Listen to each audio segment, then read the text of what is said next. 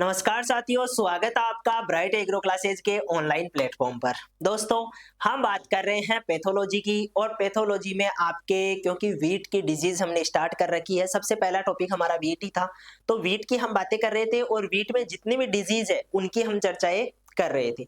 उसी में सबसे पहली डिजीज हमारी थी रस्ट। ठीक है, किसकी बात की थी हमने? रस्ट की बात की थी और रस्ट अभी हमारी कंप्लीट नहीं हुई थी। ठीक है, रस्ट में हमने क्या क्या देख लिया था कि रस्ट का कोगल ऑर्गेनिज्म क्या है, इसके साथ में रस्ट के जो टाइप्स हैं उनकी हम बात की थी। 3 प्रकार के मुख्य रूप से रस्ट के टाइप होते हैं। ठीक है, और तीनों अलग अलग प्रकार के जो स्पीसीज है उनके द्वारा होते हैं। ठीक है, एक हमने जो है पक्सिनिया ग्रेमिनिस की बात की थी। ठीक है, एक हमने पक्सिनिया रिकॉन्डिटा की बात की और एक हमने पक्सिनिया स्टाइफॉर्मिस की बात की। तीनों से तीनों प्रकार की आपके क्या होती है? रस्ट देखने को मिलती है। इसके अलावा हमने क्या किया? तो इसके अलावा हमने जो है इनके हम कहते हैं लक्षणों की भी बातें कर ली थी और लक्षण अच्छे से मैंने बता दिए थे कि जो आपके येलो स्ट्राइप है उसमें मुख्य रूप से पत्तियों पे लक्षण नजर आते हैं और वो भी कैसे रहते हैं?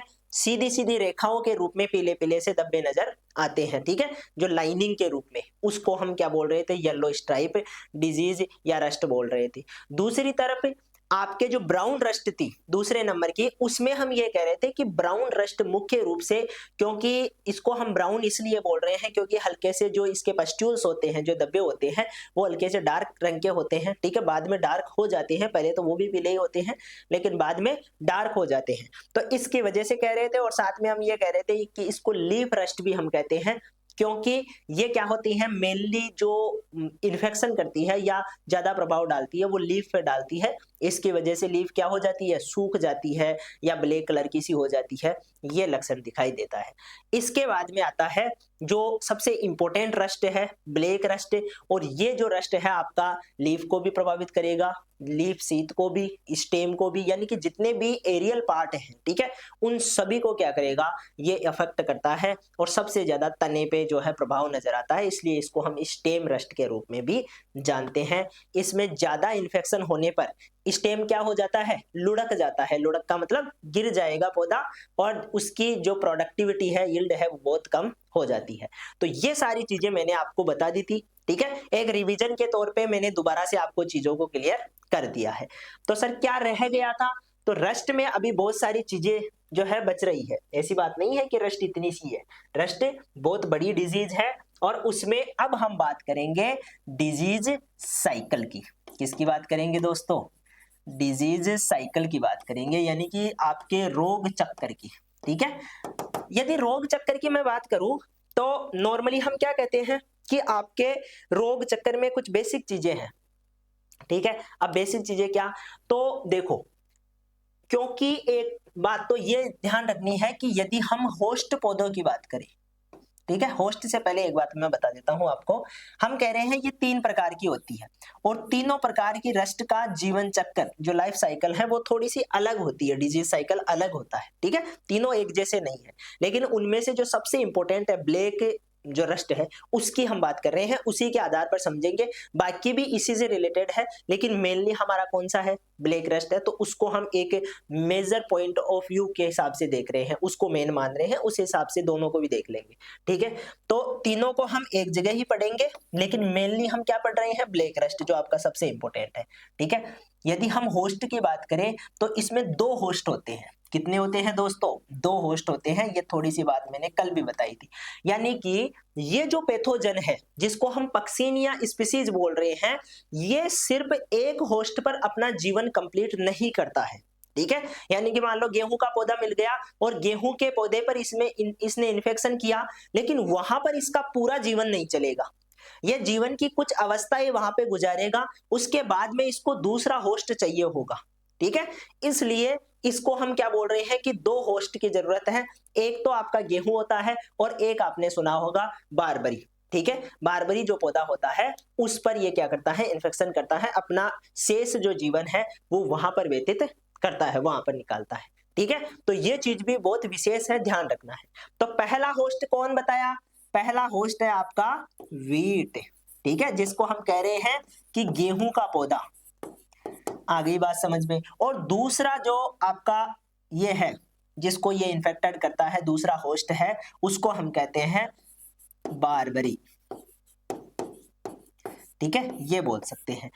ये बातें आपको दोनों ध्यान रखनी है। सर होस्ट क्या होता है? तो होस्ट का मतलब है जिस पौधे में रोग हो रहा है, ठीक है, जिस पौधे में रोग होता है वो क्या होता है? होस्ट होता है। जैसे मान लो मुझे बुखार हो जाए तो मैं उस बैक्टीरिया वायरस के लिए क्या हो गया हूं? होस्ट हो गया हूं, ठीक है। उसी प्रकार जिस पेड़ पौधे में क्या होता है? रोग होता है, वो होस्ट होता है, और जिसके द्वारा रोग किया जा रहा है वो पैथोजन होता है, ठीक है। दोनों चीजों को आपको समझना है। तो ये यहाँ पर होस्ट पौधा है, और होस्ट पौधे दो हैं, एक गेहूं भी है और एक बारबरी है, ठीक है। तो ये कह रहा है, जो पक्सिनिया है वो कहता है कि एक पौधे से तो मेरा काम चलने वाला है नहीं, मुझे चाहिए दो पौधे, ठीक है, तभी जाकर मैं अपना जीवन पूरा कर पाऊंगा, ठीक है। जैसे बहुत सारे कीट आपने देखे नहीं क्या? ऐसा हम ये कहते हैं कि जो आपके आंतों में कई प्रकार के फित्ताकृमि होते हैं, ठीक है, फित्ताकृमि वो क्या करते हैं? मनुष्य की आंतों में भी अपना जीवन यापन करते हैं, और उसके बाद में वो कुछ अपना जीवन यापन मिट्टी में भी रहकर करते हैं, या दूसरे जीवों की आंत में जाकर भी करते हैं, ठीक है। इसका मतलब इनको भी ड्यूअल होस्ट की आवश्यकता होती है, द्विहोष्टी होते हैं, ये दो परपोषी पौधे इनको चाहिए होते हैं। तो यही बात यहाँ पर लागू होती है, यहाँ पर भी दो पौधे दिखाई दे रहे हैं और दोनों का आपको ध्यान रखना है। पहली बात समझ में आ गई। इसके बाद में दूसरी बात समझनी है। दूसरी बात कैसे समझनी है? देखो, यहां पर हम ये कह रहे हैं दो होस्ट है, इसका मतलब आपने सुना होगा कि जो फंगस होती है, ठीक है, जिसको हम कवक बोल रहे हैं, कवक में स्पोर्स होते हैं जिनको हम कहते हैं बीजाणु। क्या बोलते हैं दोस्तों? बीजाणु कहते हैं, ठीक है। सर ये बीजाणु क्या है? तो हम सिंपली ये कहते हैं, जैसे पेड़ पौधे होते हैं तो उनमें पोलन ग्रेन्स बनते हैं, ठीक है, पराग कण बनते हैं, और वो अपना आगे जीवन बढ़ाते हैं, वो वर्तिका पर जाएंगे, वहां जाकर उसको फर्टाइल करेंगे, वहां जाकर वो बीज का निर्माण करेंगे, और वो बीज आगे चल के नया पौधा बनाएगा। यानी कि ये पौधों का जीवन जीने की स्टाइल है, ठीक है। उसी प्रकार कवकों के जीवन जीने की स्टाइल ये है कि कवक क्या करते हैं? पहले मान लो कहीं पे भी जाएंगे तो वहां पर जाकर अपनी ग्रोथ करते हैं, और ये कवक होते क्या है नॉर्मली? तो ये छोटे रेशे ही होते हैं, एक तरह के क्या होते हैं? बहुत सारे जो रेशे होते हैं वो ही कवक। माइसिलियम का मतलब क्या होता है? जो कवक तंतु कहते हैं या कवक जाल जिसको हम कहते हैं, वो नॉर्मली होता कुछ नहीं है, वो एक छोटे छोटे जो आपके रेशे हैं उनसे मिला हुआ एक झुंड होता है, एक समूह होता है, ठीक है। वो क्या करते हैं? चारों ओर घुसकर रस चूसते रहते हैं, ठीक है, एब्जॉर्प्शन करते रहते हैं। तो यही बात है। अब यहां पर इन्होंने पहले तो क्या की? चारों ओर ग्रोथ कर ली। अब एक पर्टिकुलर ग्रोथ के बाद में फिर दूसरी स्टेज आएगी। अब ये दूसरी स्टेज में क्या करते हैं कि अपने स्पोर बनाते हैं, क्योंकि ये इनको पता है कि यहां पर मैं रहूंगा तो कभी ना कभी यहाँ का जो खाने का मटेरियल है वो खत्म हो जाएगा, ठीक है। तो मुझे अपनी प्रोजेनी को आगे भी तो बढ़ाना है, बच्चों को आगे भी तो बढ़ाना है। तो उसके लिए ये क्या बनाते हैं? स्पोर बनाते हैं, या जीवाणु, वो बीजाणु जिनको हम कहते हैं, ये बनाते हैं, ठीक है। स्पोर दोनों प्रकार के होते हैं, यानी कि आपके हम कहते हैं सेक्सुअल स्पोर भी होते हैं और एसेक्सुअल स्पोर भी होते हैं, ठीक है। यानी कि सिर्फ एक कवक के द्वारा बने हुए स्पोर जाकर दूसरा कवक बना सकते हैं, या दो कवकों के सॉरी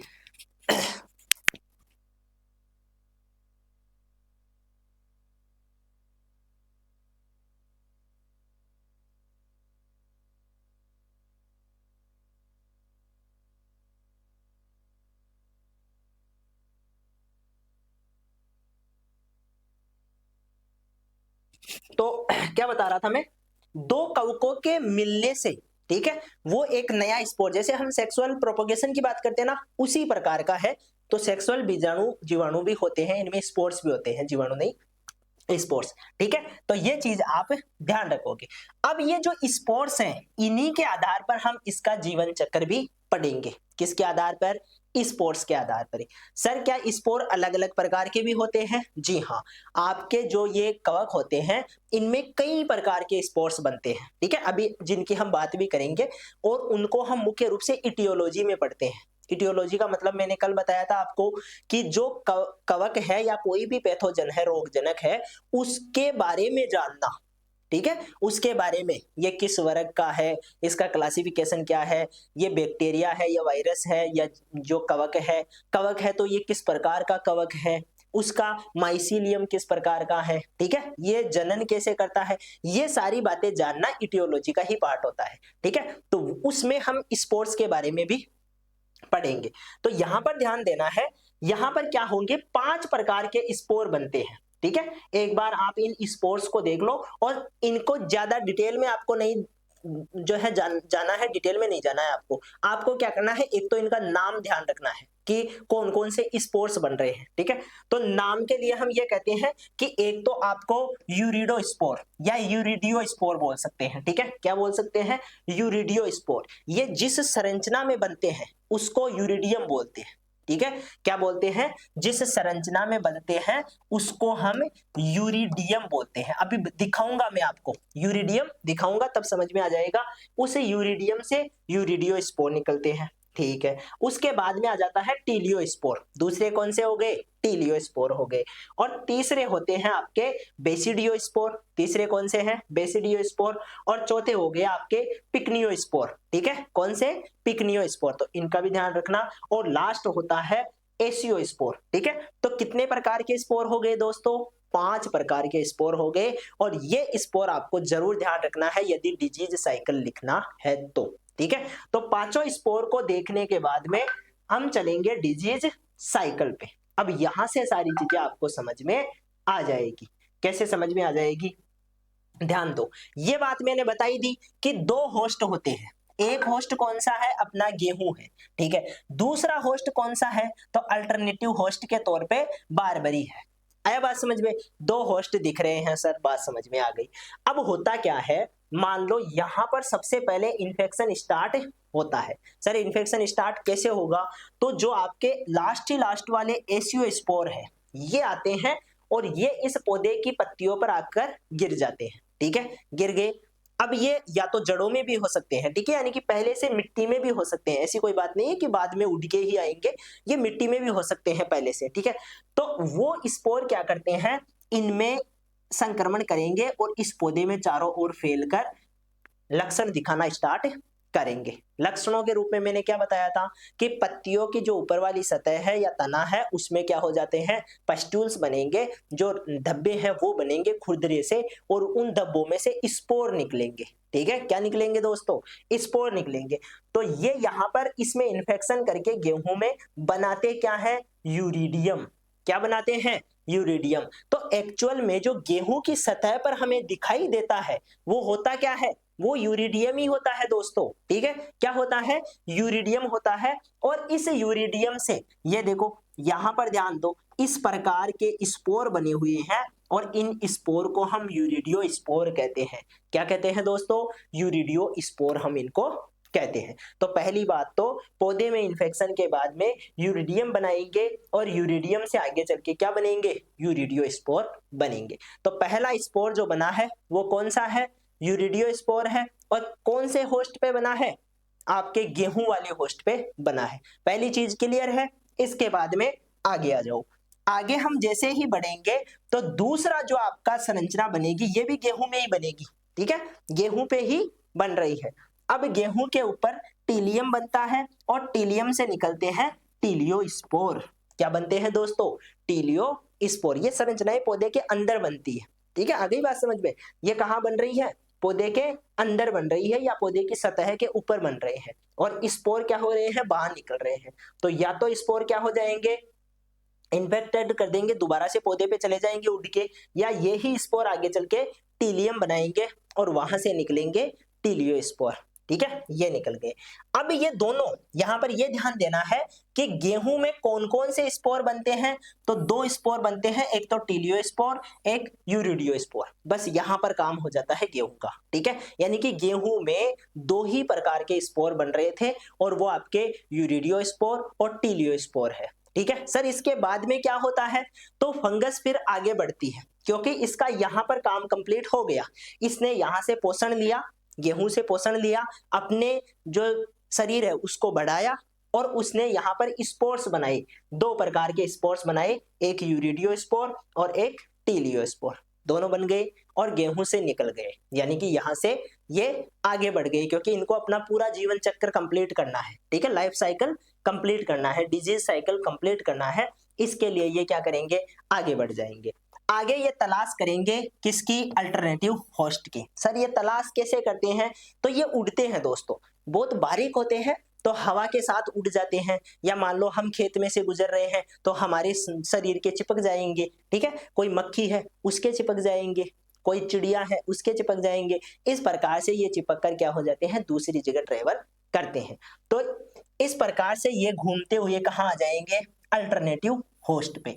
जब एक बार, क्योंकि टीलियोस्पोर है, टीलियोस्पोर यहाँ पर पहुंच चुके हैं और टीलियोस्पोर इसके कांटेक्ट में आ जाते हैं। अब ये जो अल्टरनेटिव होस्ट है, इसके कांटेक्ट में आने पर यह यहाँ पर बनाते हैं पिकनियम, ठीक है, क्या बनाते हैं, पिकनियम। ये देखो यूरेडियम टीलियम, उसी प्रकार की संरचना है पिकनियम, जो किस में बन रही है, अल्टरनेटिव होस्ट में। तो तीसरे प्रकार का जो स्पोर बन रहा है वो कहां पे बन रहा है, वो बारबरी जो आपके होस्ट है, अल्टरनेटिव होस्ट है, उस पे बन रहा है, ठीक है। तो पिकनियम यहां बन गया और पिकनियम से निकलने वाले जो स्पोर है उनको हम पिकनियो स्पोर कहते हैं। क्या कहते हैं दोस्तों, पिकनियो स्पोर कहते हैं, ठीक है। आ गई बात समझ में। अब ये जो पिकनियो स्पोर है, ठीक है, ये हाइपीर, ये तो जानते ही हो आप, हाइपीर माइसीलियम क्या होते हैं, ये बेसिक चीजें हैं। जैसे मान लो ये बहुत सारा एक जाल है, ठीक है, क्या है, कवकों का एक जाल है, तो इसको हम माइसीलियम कहते हैं, ठीक है, क्या बोलते हैं, माइसीलियम कहते हैं। और इस माइसीलियम की ये छोटी छोटी जो आपके क्या है, एक एक तंतु है, ठीक है, ये एक एक तंतु है, इनको हम क्या बोलते हैं, इनको हम क्या बोलते हैं, हाइपी बोलते हैं, ठीक है। तो हाइपी और माइसीलियम दोनों चीजों का आप जो है एक ये बेसिक टर्मिनोलॉजी है, इनका ध्यान रख लेना। अब देखो यहाँ पर पिकनियम बन गया, पिकनियो स्पोर बन गए। अब आगे बढ़ेंगे, ठीक है, आगे बढ़ेंगे तो आगे कहाँ चलेंगे, आगे चलेंगे उसी अल्टरनेटिव होस्ट पे, अभी यहीं पे रहना है, ठीक है, यानी कि फंगस अभी यहाँ पर ही है, इसी होस्ट पे। पहले इसने बनाया पिकनियो स्पोर, पिकनियो स्पोर कुछ मात्रा में आगे बढ़कर क्या बनाएंगे, एसीयम बनाएंगे, नई संरचना बना दी इन्होंने, एसीयम, ठीक है, कौन सी बनाई, एसीयम संरचना बनाई। और एसीयम के बाद में ये क्या बनाते हैं, एसियोस्पोर, क्या बना रहे हैं दोस्तों, एसियोस्पोर बना रहे हैं। तो ये आपके क्या हो जाता है, अगला पांचवे स्पोर। क्या पांच प्रकार के स्पोर बन गए क्या, हाँ सर, यहां पर एक तो हो गया आपके यूरिडियोस्पोर, एक टीलियोस्पोर, हाँ यहाँ पर ये बेसिडियोस्पोर भी बन जाते हैं, ठीक है। ये मुख्य रूप से जब इस पौधे से ये निकल के आ जाते हैं तो ये कैरियोगेमी, कैरियोगेमी का मतलब होता है दोस्तों दो केंद्रकों का एक जगह मिल जाना, ठीक है, दो केंद्रकों का एक जगह मिल जाना, इस प्रोसेस को हम बोलते हैं कैरियोगेमी। और कैरियोगेमी से बेसिडियोस्पोर बनते हैं, कौन से बनते हैं, बेसिडियोस्पोर बनते हैं, ठीक है। तो इस चीज को भी ध्यान रखना, ये यहाँ पर बेसिडियोस्पोर भी बन चुके हैं, इसके लिए किसी होस्ट की जरूरत नहीं है इनको, ये एक्चुअल में खुद में ही ये काम कर लेते हैं, ठीक है। यहाँ तक होस्ट की जरूरत थी दोनों में, उसके बाद में ये जो बेसिडियोस्पोर है इसमें किसी होस्ट की जरूरत नहीं है, बेसिडियोस्पोर के बाद में ये अल्टरनेटिव होस्ट पे चले जाएंगे और वहां पर चौथे प्रकार के जो स्पोर है वो पिकनियोस्पोर बनाएंगे और पिकनियोस्पोर आगे चल के क्या बना देंगे, एसियोस्पोर बना देंगे, ठीक है। इस प्रकार से इसका जीवन कंप्लीट हो जाता है। और यहाँ पर ये स्पोर, क्योंकि इस टाइम पे गुजरते गुजरते एक लंबी सर्दियों का टाइम, लगभग 4 महीने का टाइम, 3 महीने का टाइम निकल चुका है, ठीक है। अब ये जाकर निष्क्रिय अवस्था में क्या हो जाएंगे, या तो मिट्टी में पड़ जाएंगे, या किसी पौधे की सतह पर पड़े रहेंगे, या इसी अल्टरनेटिव होस्ट के ऊपर पड़े रहेंगे, ठीक है। अपना जीवन कंप्लीट कर लिया। अब इनको पता है कि मुझे गेहूं नहीं मिलने वाला, अभी इस सीजन में गेहूं कहाँ मिलेगा, ठीक है। तो ये क्या करेंगे, ये आपके उदासीन अवस्था में चले जाएंगे, मिट्टी में पड़े रहेंगे, कहीं पे भी पड़े रहेंगे, लेकिन ये किसी को नुकसान नहीं पहुंचाएंगे। जैसे ही अगला सीजन आएगा, सर्दियां बढ़ेगी, ठंड बढ़ेगी, ये दोबारा से एक्टिव हो जाएंगे, ठीक है। और दोबारा से उसी गेहूं को आकर क्या करेंगे, इन्फेक्टेड करेंगे, फिर से दोबारा आपके यूरिडियोस्पोर बनेगा, फिर से दोबारा आपके टीलियोस्पोर बनेगा, फिर से आपके बेसिडियोस्पोर बनेगा, फिर से पिकनियोस्पोर बनेगा और लास्ट में एसियोस्पोर बन जाएगा। इस प्रकार से 5 स्पोर बनते हैं और 2 होस्ट की आवश्यकता होती है और इसी को हम क्या बोलते हैं, रस्ट का डिजीज साइकिल कहते हैं। बात समझ में आई कि नहीं आई, कि सर बिल्कुल बहुत अच्छे से समझ में आ गई और किसी प्रकार की कोई प्रॉब्लम भी नहीं हुई।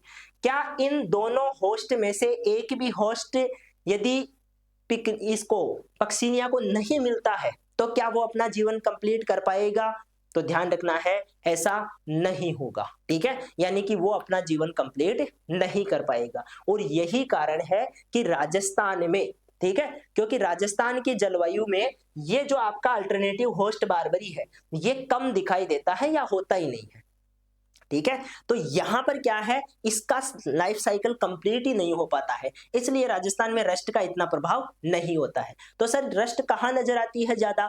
पहाड़ी इलाकों में। कहां पर?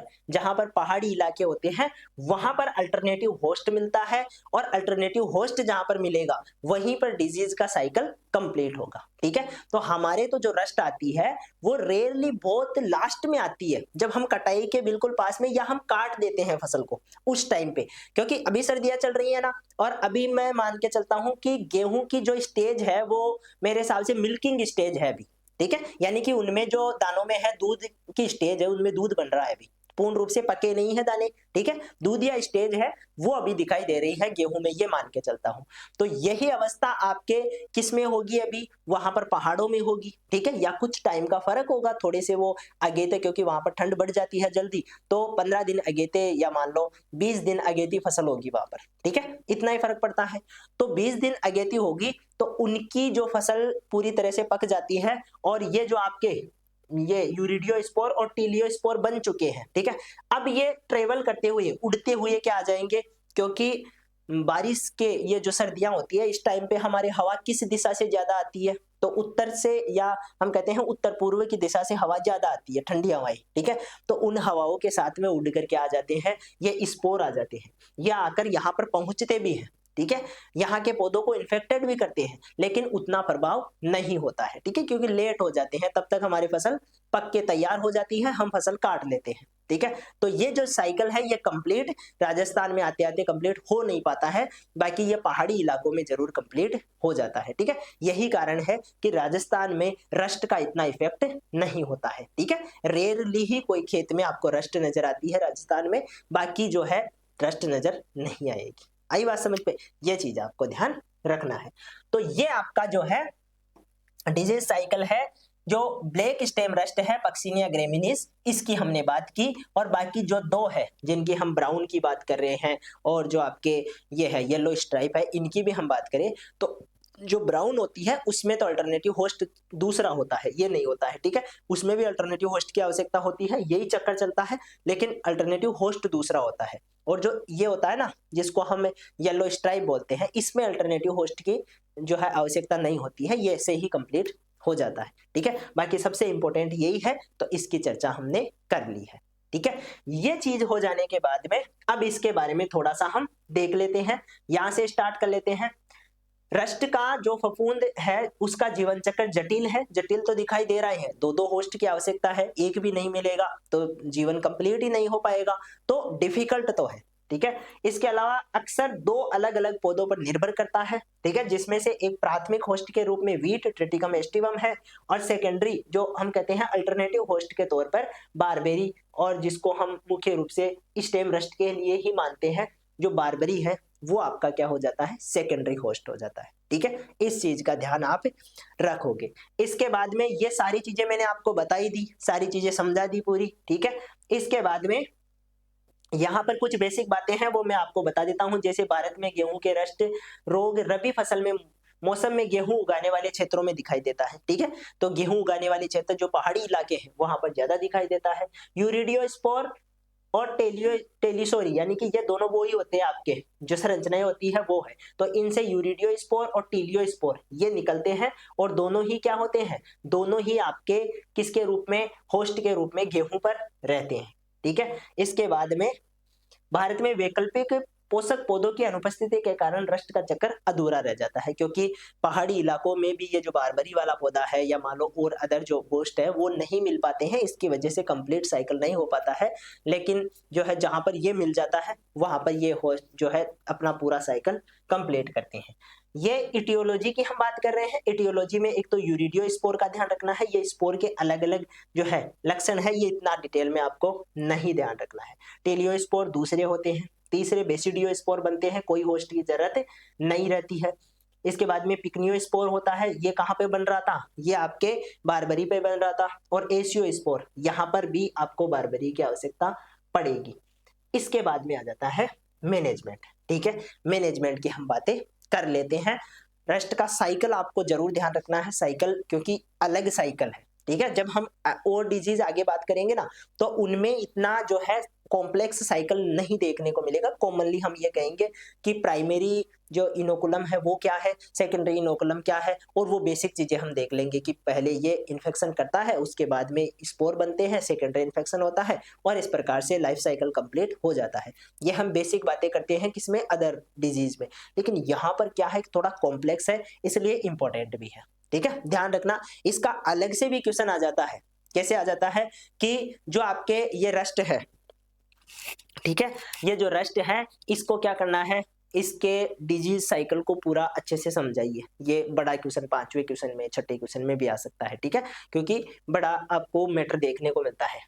यहां पर हम बात करें मैनेजमेंट की। अब देखो कुछ बेसिक चीजें हैं जो मैं मैनेजमेंट में पहले ही बता देता हूं, उससे आपके आगे चीजें क्लियर रहेगी, उसकी हम थोड़ी सी बात करेंगे। और ये सिर्फ इसी डिजीज के लिए नहीं बता रहा हूं दोस्तों, ये आपको सभी डिजीज में फॉलो करना है। ठीक है, जब भी हम डिजीज के मैनेजमेंट की बात करते हैं तो उसमें कुछ कॉमन चीजें हैं वो आपको फॉलो करनी है, बाकी तो फिर हम जो है साथ के साथ पढ़ेंगे ही सारी डिजीज को। यहां पर ध्यान देना है, मैनेजमेंट किसकी बात कर रहे हैं दोस्तों, मैनेजमेंट की हम बातें कर रहे हैं।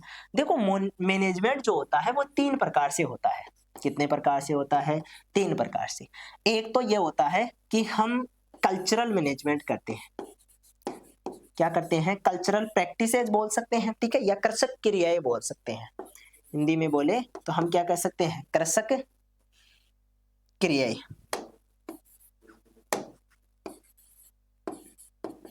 क्या बोलेंगे दोस्तों, कृषक क्रियाएं, पहली बात। दूसरी बात, ये जो कल्चरल प्रैक्टिसेज हैं इनके अलावा होता है एक बायोलॉजिकल मैनेजमेंट। ठीक है, क्या होता है, बायोलॉजिकल मैनेजमेंट। इसके अलावा एक होता है केमिकल मैनेजमेंट या केमिकल कंट्रोल हम कह सकते हैं। तो ये जो तीनों चीजें हैं, चाहे कल्चरल हो, बायोलॉजिकल हो, कल्चरल हो, वो केमिकल हो, तीनों में ही आपको कुछ कॉमन चीजें, जैसे कि कल्चर है। ठीक है, जो कल्चरल मैनेजमेंट है उसकी मैं बात कर रहा हूं। सबसे पहले इसमें कुछ कॉमन चीजें, क्रॉप रोटेशन, सब जानते हो क्रॉप रोटेशन के बारे में। एग्रीकल्चर के स्टूडेंट हो, क्रॉप रोटेशन के बारे में नहीं जानते हो तो फिर कोई मतलब नहीं है। ठीक है, फिर आपको एग्रीकल्चरिस्ट होने में कोई मतलब वाली बात नहीं है, क्योंकि क्रॉप रोटेशन आप फर्स्ट ईयर से पढ़ते हुए आ रहे हो, थर्ड ईयर में आ गए हो, इसका मतलब क्रॉप रोटेशन का आपको पता होना चाहिए। होता क्या है, तो बेसिकली हम ये कहते हैं कि एक क्रॉप के बाद में हम दूसरी क्रॉप उगाते हैं। ठीक है, तो ये जो सीक्वेंस होता है इसको हम क्रॉप रोटेशन कहते हैं। लेकिन इसकी खास बात यह है कि इसमें हम एक फसल के बाद में दूसरी फसल अलग लेते हैं। ठीक है, क्रॉप रोटेशन में क्या करते हैं, एक फसल के बाद में दूसरी फसल अलग लेते हैं, जैसे कि अदलहनी फसलों के बाद में दलहनी फसलें। ठीक है, लेग्यूमिनेसी के बाद में हमने ग्रेमिनी की फसलें ले ली। इस प्रकार से जो है कुछ ना कुछ भिन्नता रखते हैं। गहरी जड़ों की फसलों के बाद में हल्की जड़ों वाली फसलें ले ली। ठीक है, इसके अलावा हम ये कहते हैं कि अधिक न्यूट्रिएंट यूज करने वाली फसलों के बाद में कम न्यूट्रिएंट यूज करने वाली फसलें ले ली। इस प्रकार का जो है हम रोटेशन ध्यान रखते हैं। इससे फायदा क्या है, इससे एक तो न्यूट्रिएंट बैलेंस तो बनता ही है। ठीक है, न्यूट्रिएंट्स का या फर्टिलिटी तो मेंटेन रहती है, साथ में एक चीज ये भी है कि इससे एक ही फसल में होने वाले रोग दूसरी फसल में नहीं हो पाते हैं। जैसे गेहूं में हो रहा जो रोग है ना, रस्ट, अब ये यदि हम दूसरी फसल बो देंगे तो वो इसका होस्ट नहीं है, तो जब होस्ट ही नहीं है तो रोग कैसे हो सकता है। ठीक है, तो सेम होस्ट नहीं मिलने की वजह से वो रोग अगली फसल में नहीं हो पाता है। ठीक है, ये चीज आपको ध्यान रखनी है। ठीक है, इस प्रकार हम कल्चरल प्रैक्टिसेस करते हैं। दूसरा हम क्या करते हैं, तो जो आपके कल्चरल प्रैक्टिसेज है उन्हीं में हम जो है डीप समर टिलेज भी करते हैं। डीप समर टिलेज यानी कि गर्मियों के टाइम पे हम एक बार क्या करेंगे, मई के टाइम पे गहरी जुताई जरूर करेंगे। किसकी, मिट्टी की, ताकि जो स्पोर्स है या माइसीलियम है या और कोई जो है रोगजनक है वो नष्ट हो जाए, किरणों के कारण, जो धूप गिर रही है उसके कारण या टेम्परेचर के कारण, किसी भी वे में हो, लेकिन वो खत्म हो जाना चाहिए। ठीक है, इसके अलावा हम फील्ड सैनिटेशन करते हैं। सर ये क्या होता है, तो फील्ड सैनिटेशन सैनिटेशन का मतलब होता है साफ सुथरा, ठीक है। खेत को क्या कर देंगे, साफ सुथरा। उसकी जो मेड़ है, जो मेड़ होती है, उसके आसपास से हम क्या हटा देंगे, जो खरपतवार है उनको हटा देंगे। तो जब होस्ट नहीं रहेंगे तो ऑफ सीजन में जो पैथोजन है वो सर्वाइव नहीं कर पाएगा, ठीक है। जैसे मान लो यहाँ की हम बात करते हैं, रस्ट की ही हम बात कर लेते हैं। रस्ट में यदि गेहूं है, गेहूं पे मान लो रोग हो गया, अब गेहूं के बाद में जो आपके टीलियो स्पोर है, इसको आगे क्या नहीं मिला, यदि बारबरी का पौधा नहीं मिला तो वो आगे नहीं बढ़ पाएगा। अब वो होस्ट नहीं मिला तो आगे नहीं बढ़ रहा है, तो वो स्पोर भी आगे नहीं बढ़ पाएंगे, वो नष्ट हो जाएंगे, ठीक है। और बेसिडियो स्पोर का तो ज्यादा जो जीवन काल है वो बड़ा भी नहीं होता है, वो जल्दी ही खत्म हो जाता है। तो इस प्रकार से हम जो है इसके साइकिल को रोक सकते हैं, ठीक है। यह आपके फील्ड सैनिटेशन का काम होता है। तो ये कुछ कॉमन चीजें हैं जो आपको फॉलो करनी है, किसमें, कल्चरल प्रैक्टिसेज में है। बायोलॉजिकल की हम जो है कंडीशन के हिसाब से बात करेंगे, जैसे जो रोग होगा उसकी कंडीशन के हिसाब से बात करेंगे, लेकिन कुछ हम जो है उदाहरण के लिए देख सकते हैं, जैसे ट्राइकोडर्मा, नाम सुना है ट्राइकोडर्मा, ये क्या है, तो ट्राइकोडर्मा एक तरह का क्या होता है, फंगस ही होता है, ठीक है। क्या होता है, फंगस ही होता है, और दूसरे फंगस को ग्रोथ करने से रोकता है। जैसे मान लो ये फंगस है और रस्ट का पक्सिनिया भी फंगस है, लेकिन दोनों में कंपटीशन हो जाएगा, और ये कहेगा ट्राइकोडर्मा कि मेरा क्षेत्र है ये, तो मैं यहाँ पर रहूंगा, तुझे नहीं आने दूंगा। तो उसको वहां पर आने ही नहीं दिया, ग्रोथ ही नहीं करने दिया, तो फिर वो उसको भगा देता है यहाँ से। इस प्रकार से ये रोगों को नियंत्रित करता है। और केमिकल में तो आपको सारी चीजें लिख के आनी है, केमिकल सबसे बड़ा मैनेजमेंट का पार्ट है, ठीक है। इसमें क्या क्या आएगा सर, तो इसमें कुछ बेसिक चीजें आएगी, जैसे कि एक तो सीड ट्रीटमेंट, ठीक है, सीड ट्रीटमेंट करते हैं। और दूसरा, मान लो हमने सीड ट्रीटमेंट नहीं किया तो हम क्या करते हैं, फिर स्प्रे करते हैं, खड़ी फसल पे क्या कर देते हैं, स्प्रे हम कर देते हैं। ये चीज आपको ध्यान रखनी है। सीड ट्रीटमेंट में हम यदि फंगस से होने वाला रोग है तो फंजीसाइड काम में लेते हैं, और यदि फंगस से होने वाला रोग है तो हम स्प्रे कर देते हैं, किसका, फंजीसाइड्स का, ठीक है, पानी में घोलकर किसी भी वे में, तो हम क्या कर लेंगे, स्प्रे कर लेंगे। ये आपका मोटा मोटा क्या रहने वाला है, मैनेजमेंट रहने वाला है। और ये प्रत्येक रोग में काम में आएगा, ऐसा नहीं है कि सिर्फ रस्ट के लिए बताया है, ये आगे जैसे हम जो भी रोग पढ़ेंगे उन सब में ये पार्ट्स आपके जरूर शामिल करने हैं आपके, ठीक है।